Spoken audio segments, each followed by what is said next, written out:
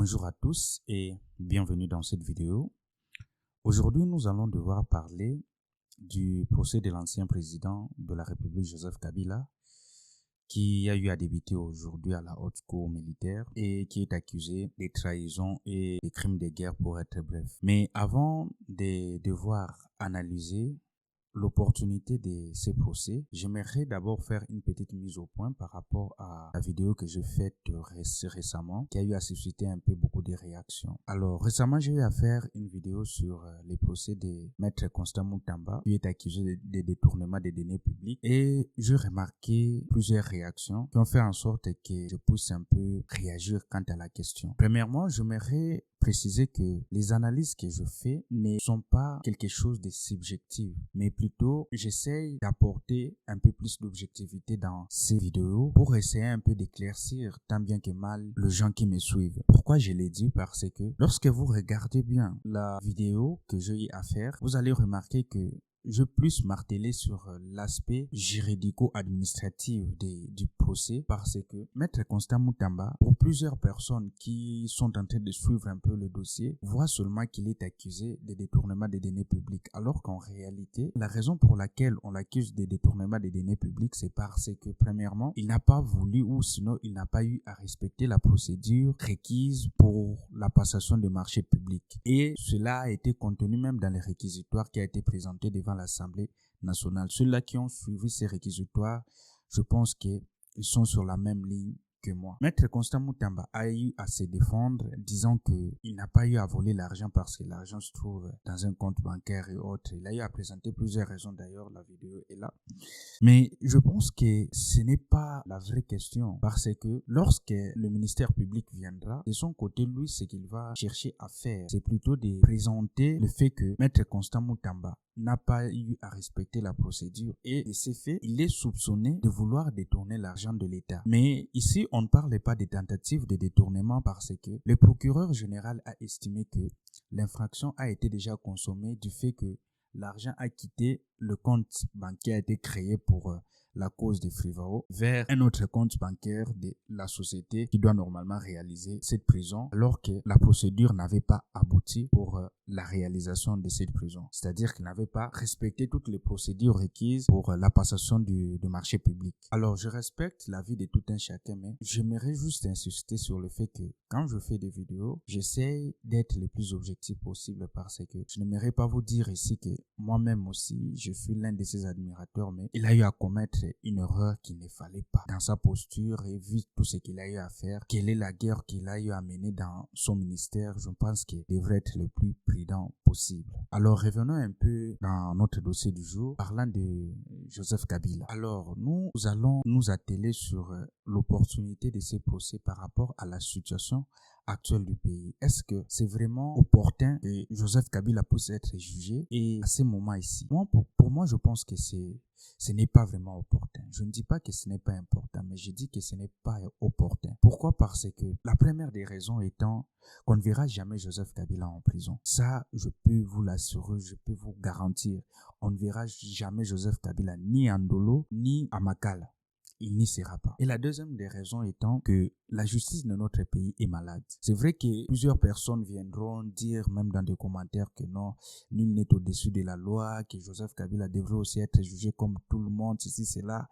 Et d'ailleurs, même le ministre de la Justice intérimaire, Maître Samuel, a lui à dire que le calendrier de la justice était différent du calendrier de la politique et que la justice n'avait pas à négocier, mais ça me donne presque envie de rire. Et je me pose la question de savoir de quelle justice il parle. Est-ce qu'il parle de la justice de la RDC? Cette justice qui fait du tirage au sort avec transparent, on regarde, non, celui-ci a tel visage, celui-ci est comme ça, bon, on prend celui-ci, on le place en justice, l'autre on le laisse, non? Est-ce que c'est la justice de ces pays-là qu'il parle, de la République démocratique du Congo? On connaît tous comment fonctionne la justice du pays.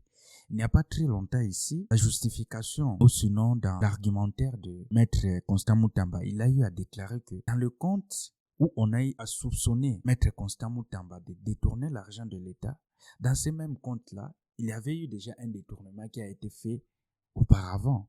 Mais le ministère public qui a eu à enquêter sur le dossier n'a même pas voulu faire mention de cela. Pourquoi? Parce que non, de l'autre côté, on ne touche pas. On choisit qui mettre devant la justice et qui n'est pas mettre devant la justice. Alors c'est de cette justice-là qu'on va venir dire que non, la justice n'a pas à négocier. Je sais pas de quelle justice on parle, vraiment. J'aimerais les savoir. Et qu'en plus de cela, la troisième raison étant aussi de quoi on l'accuse réellement. De quoi on l'accuse. On sait tous les infractions dont il est poursuivi, mais on ne sait pas qu'est-ce qu'il a eu à faire pour être poursuivi sur ces infractions-là. Parce que le réquisitoire est à huis clos et ce sont seulement les sénateurs, pour moi, je peux dire, qui savent exactement ce que Joseph Kabila a fait pour être poursuivi pour ces crimes dont on l'accuse aujourd'hui. Mais comment on en est arrivé là? C'est ça aussi la question qu'on doit se poser. Et je pense qu'on doit revenir en 2018. Parce qu'en 2018, on le sait, plusieurs personnes le savent, que ce n'était pas Félix Tshisekedi qui était passé au pouvoir et que le pouvoir était destiné normalement à Martin Fayulu. Mais ils ont eu à signer leurs accords entre eux et souvent ces genres d'accords n'ont aucun apport au peuple. Et c'est à cause de ces accords-là qu'aujourd'hui, plusieurs personnes sont mortes à l'Est. Plusieurs personnes ont été tuées, plusieurs personnes ont perdu de la famille, d'autres se sont déplacés, leur vie est foutue à cause de ces accords-là. Parce que l'un estime que non, l'autre n'a pas respecté les accords. Et puis, il part, selon les dires du gouvernement, il part prendre les armes parce qu'on l'accuse d'être aussi de connivence avec les M23, une question qui avait été réglée bien avant. Aujourd'hui, on l'a accusé d'aller ou d'avoir pris les armes. C'est que je condamne fermement. Je ne vois pas une raison et ça n'existe pas. Il n'y a aucune raison pour laquelle un citoyen devrait prendre les armes contre la République, contre son pays. Et aujourd'hui, le Rwanda a eu à profiter de la situation, a eu à profiter des faiblesses ou sinon des divisions internes pour chercher aussi à réaliser son propre calendrier. Et aujourd'hui, on se retrouve à négocier avec le Rwanda alors qu'il n'avait même pas cette opportunité-là. La crise de l'Est du M23 avait été vaincue depuis 2013. Cette crise n'existait plus. Mais aujourd'hui, on est parti réveiller cela à cause des intérêts personnels. Pour moi, je pense que c'est ça aussi qu'on doit prendre en compte. Les accords personnels. Mais aujourd'hui, on est dans une phase d'atterrissage.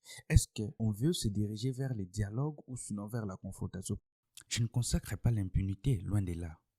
Mais j'aimerais que nous puissions voir la réalité des choses. Parce que même le ministre de l'Intérieur, Jacquemain Chabani, a dit que la question de Joseph Kabila sera réglée par ses représentants à Doha, c'est-à-dire les M23, parce qu'on l'associe au M23. Et croyez-vous que dans ces négociations-là, si Joseph Kabila serait partie prenante ou partie active à cette rébellion, on accepterait que Joseph Kabila puisse se diriger ou puisse être condamné ou amené en prison? Je ne pense pas.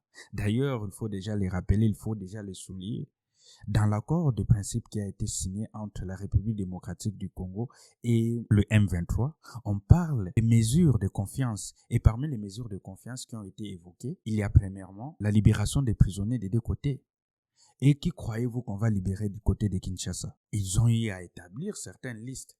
Et si aujourd'hui on libère déjà certains prisonniers qui sont en connivence avec les M23, est-ce que vous êtes sûr que demain après-demain, Joseph Kabila sera entre les mains de la justice? Parce que déjà, il connaît que la justice de notre pays est conditionnée. Il n'a même pas besoin ou il n'a pas eu besoin d'envoyer ses avocats pour le défendre. Et c'est là où on doit un peu développer un peu notre sens de réflexion.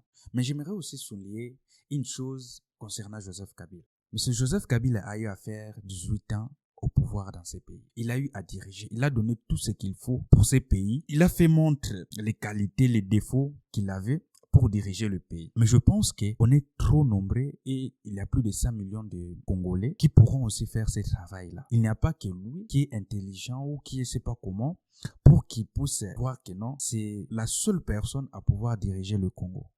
On est nombreux, il y a des gens très intelligents, il y a des gens qui ont l'amour de ces pays, il y a des gens qui ont cette volonté-là ou ce courage de diriger le pays. Il faut aussi laisser le temps aux autres. Lui, il a eu à faire son temps qu'il puisse se consacrer soit aux affaires, soit même devenir une sorte de conseiller politique pour certains problèmes ou certains défis africains ou même certains défis du pays. Qu'on puisse le voir comme un sage dans l'administration, dans la gestion de certains problèmes. Mais de là, vouloir chercher à retourner au pouvoir, retourner aux commandes, je pense que ce n'est plus son temps. Son temps est déjà passé. Il a écrit son histoire et ça reste là.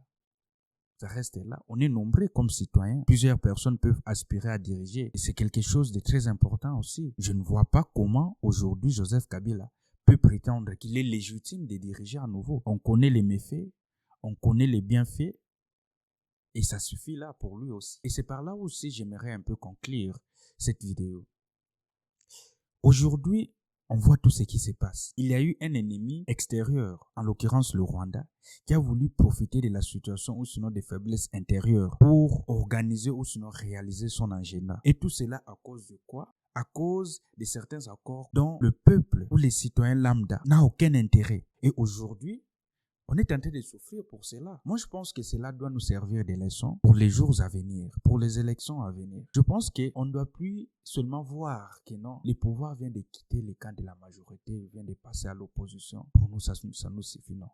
On doit savoir aussi que si on a choisi telle personne pour devenir notre président, c'est à cause de ceci, à cause de cela. Et parce qu'on n'est pas aussi vraiment idiot. Félix Tshisekedi est passé en 2023. Je ne pense pas qu'aujourd'hui on pourra dire qu'il n'était pas passé. Bien qu'en 2018, on a parlé même des compromis à l'africaine. Il y a un responsable, je crois, le ministre des Affaires étrangères en France, qui a eu à qualifier l'élection de 2018 des compromis à l'africaine. Alors pour moi, je pense qu'il est temps de nous réveiller et de ne plus permettre à ce que, premièrement, les résultats des élections soient manipulés. Parce que sinon, on va toujours revenir à ce cycle. Je pense qu'on doit s'y tenir de tout cet ensemble-là afin de pouvoir, premièrement, tirer des leçons du côté de la population en disant que nous ne devrons plus permettre des compromis aux élections et que celui qui passera, celui que la majorité va voter, doit être mis là. Deuxièmement, du côté gouvernement, il faudra que, surtout les députés, puissent faire une législation ou sinon monter un arsenal juridique contraignant qui fera en sorte que les prochaines personnes ou sinon les citoyens qui chercheront à régler leurs différends personnels en prenant les armes contre les pays ne puissent pas penser à cela ou ne puissent pas le refaire. Parce qu'on revient toujours sur les mêmes choses. Et c'était ça mon avis sur cette question. Je vous dis merci et à très bientôt.